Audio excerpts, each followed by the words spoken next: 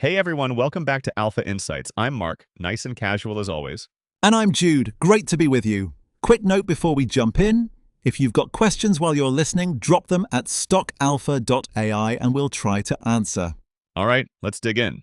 Today, the cannabis patch looked like a tug of war. Some real momentum at the state level mixed with a few blunt reminders about how messy this industry still is.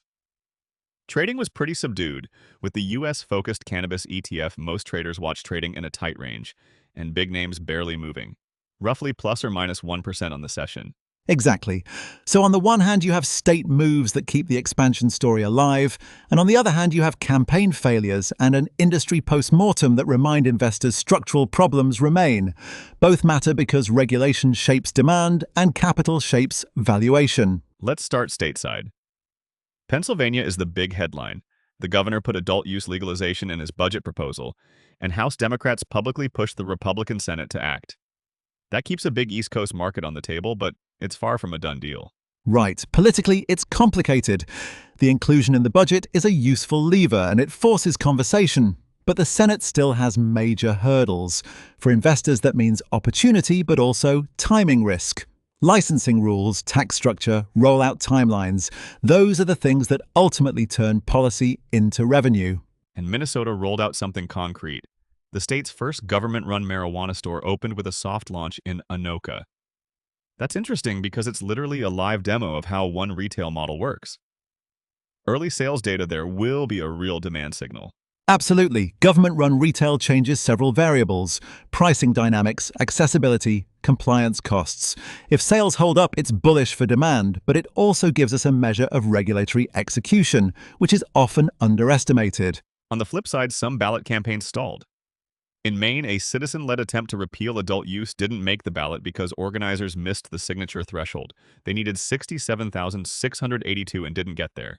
That removes a near-term overhang in that state. And then there's Florida, which is a bigger blow. The high-profile legalization push was short by roughly 100,000 signatures, and the state Supreme Court declined to hear oral arguments on the petition language. Losing that populous market is a reminder that paperwork and logistics matter as much as political will. Yeah, execution counts. You can care about policy all you want, but if you can't get the signatures or clear the legal hurdles, the market impact is nil. Now zoom out to the federal layer.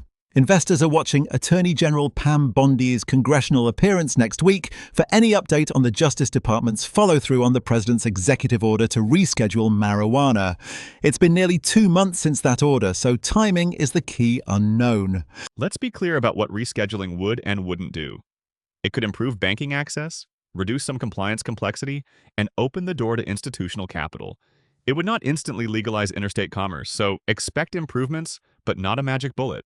And investors need to watch tone and timing. Even a concrete timeline from the Attorney General could trigger rapid repositioning.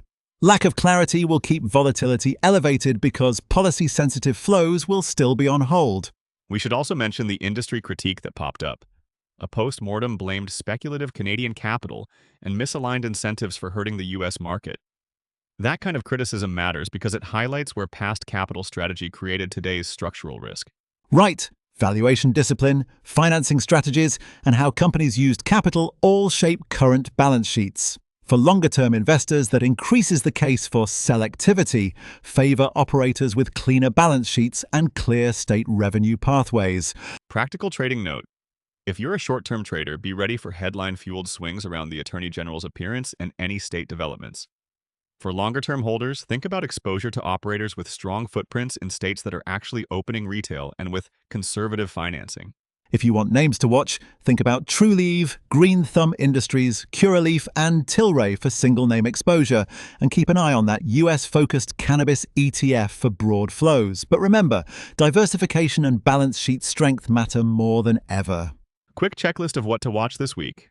The Attorney General's hearing next week, any movement in the Pennsylvania Senate on that budget-linked legalization idea, early sales numbers out of the Minnesota store, and whether Florida or other campaigns mount renewed signature drives. And a reminder, structural risks from past capital practices are still in the background. That's a slower-moving but important factor for how readily companies can finance expansion if policy opens up. Okay, time to wrap. Jude, quick summary? I'll go first with mine after yours. Sure. My 3 quick points. 1. State-level developments keep the growth story alive, but timing is uncertain. 2. Federal rescheduling talk is the clear catalyst to watch next week. And 3. Pick names with clean balance sheets because past capital mistakes still cast a shadow. Nice. Mine 1, expect headline-driven moves in the short term. 2, Pennsylvania and Minnesota are the most actionable state stories right now. 3, if you're investing for the long run, favor operators with strong state footprints and disciplined financing. That's it from us. Got questions? We'd love to hear from you.